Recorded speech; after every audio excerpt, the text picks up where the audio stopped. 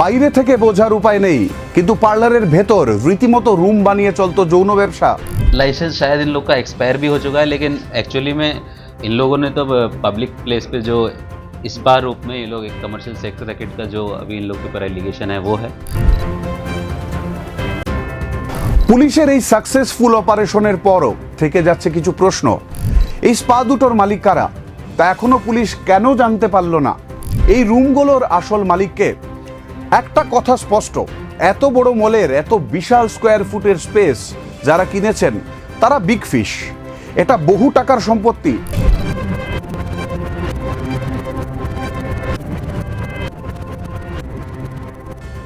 শুধু inter district নয়, শিলচরেও মধুচক্রের সংযোগ রয়েছে ইন্টারস্টেট অর্থাৎ আন্তরাজ্য নারী পাচার চক্রেরও।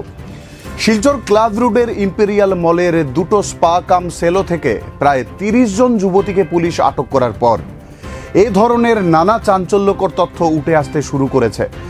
স্পা বা সেলো বা সাধারণ বিউটি পার্লারের নামে পর্দার আড়ালে চলছে যৌন ব্যবসা।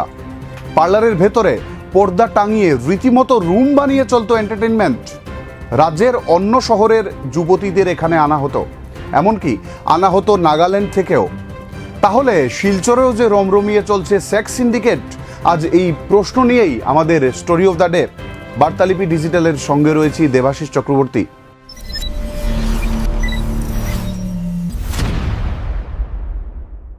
বৃহস্পতিবার রাতে 4.5 ঘন্টার অভিযানের পর ইম্পেরিয়াল মলের দুটো পার্লার লটাস স্পা ও লাভলি স্পা থেকে প্রায় 30 জনকে গ্রেফতার করেছে পুলিশ।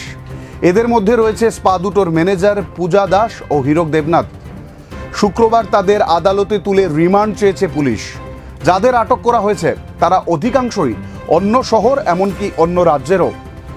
অ্যাসিস্ট্যান্ট পুলিশ কমিশনার রজত পোল জানান, कल 25 जून को हमें काफ़ी दिनों से भी कंप्लेन आ रहा था, कुछ पब्लिक से भी और हमारे रिलायबल सोर्सेज से भी, कि कुछ जगह टाउन में ऐसा है जहाँ पे कुछ इमोरल एक्टिविटीज़ चलता है या इलीगल एक्टिविटीज़ चलता है, जिसको आप देह व्यापार बोले या फिर कोई। পুলিশের এই সাকসেসফুল অপারেশনের পরও থেকে যাচ্ছে কিছু প্রশ্ন। এই স্পা দুটোর মালিক কারা তা এখনো পুলিশ কেন জানতে পারল না? পুলিশ বলছে লাইসেন্স নেই বা লাইসেন্স এক্সপায়ার করেছে। তাহলে তো এক্সপায়ার্ড হওয়া লাইসেন্স থেকেই মালিকের নাম জানা যেত। মলের 3 তলায় রয়েছে এই স্পা দুটো, রয়েছে ইম্পেরিয়াল বারও। স্পা দুটো যে রুমে সেটি ভাড়ায় নেওয়া হয়েছে, কি নিলে কে ভাড়া নিয়েছে এবং কে ভাড়া দিয়েছে, অর্থাৎ এই রুমগুলোর আসল মালিককে? একটা কথা স্পষ্ট, এত বড় মলের এত বিশাল স্কোয়ার ফুটের স্পেস যারা কিনেছেন তারা বিগ ফিশ। এটা বহু টাকার সম্পত্তি, ফলে বলাই যায় তারা রাঘব বোয়াল। এখন দেখার তদন্তের